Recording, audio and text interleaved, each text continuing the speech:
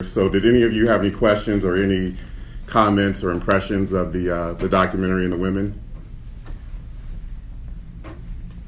Don't everybody speak up at once. Informative. Yeah, it's interesting because I grew up in Columbus, in the black community. I never knew about these women until a friend of mine, a lot of my career has been in print journalism. A friend of mine named Terry Anderson, who worked in public relations, said, you should interview this really interesting lady that I grew up with.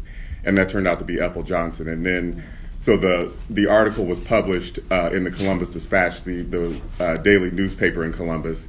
And Arnold Schwarzenegger holds a fitness expo every spring in Columbus. And so the article was published during Women's History Month in March, when at the same time as Arnold Schwarzenegger's fitness expo. And his people called me up and said, we never knew these women existed. We want to give Ethel Johnson a Lifetime Achievement Award.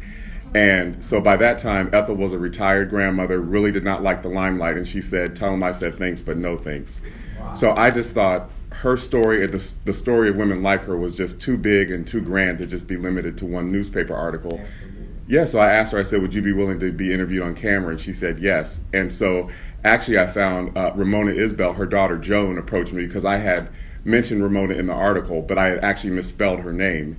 And so Joan called me to just kind of politely correct me and say, hey, you got my mother's name wrong. And so then I asked her, I said, well, I'm starting work on this documentary. Do you think your mother would be interested in participating? And she was very gracious in granting interviews as well.